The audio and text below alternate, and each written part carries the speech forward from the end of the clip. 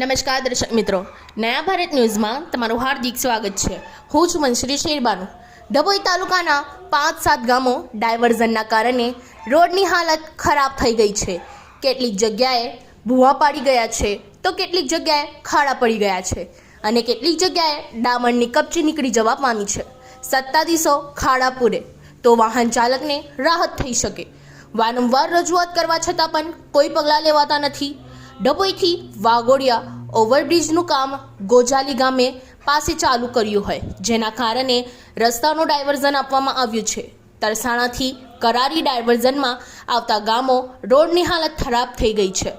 મોટી જગ્યાઓમાં ખાડા પડી ગયા છે તો ક્યાં ડામન કાંકરિયા ઉખડી ગયા છે, જેને લઈને વાહન ચાલકોને પરેશાનીનો સામનો કરવો પડી રહ્યો છે।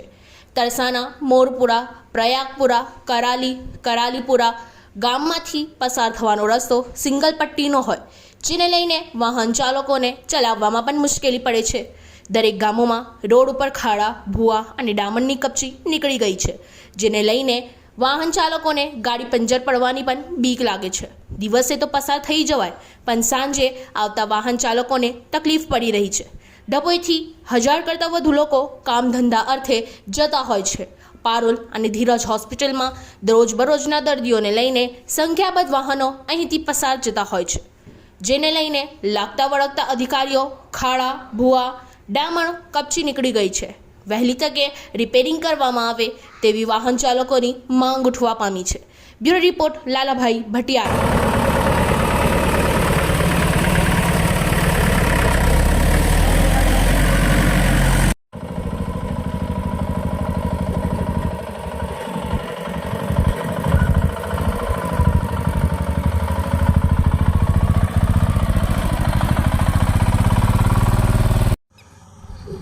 ખાડામાં નાખો, ખાડામાં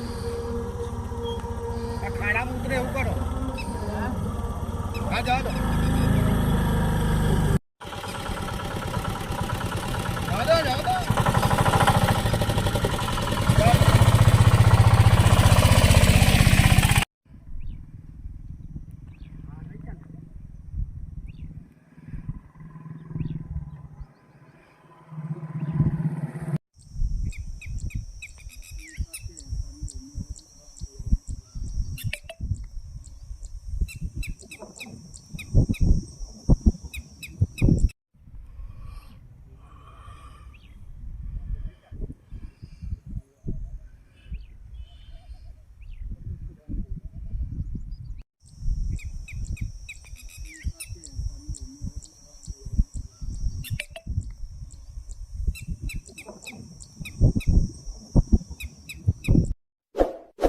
इस वीडियो को लाइक करें, हमारे चैनल को सब्सक्राइब कर बेल आइकन जरूर प्रेस करें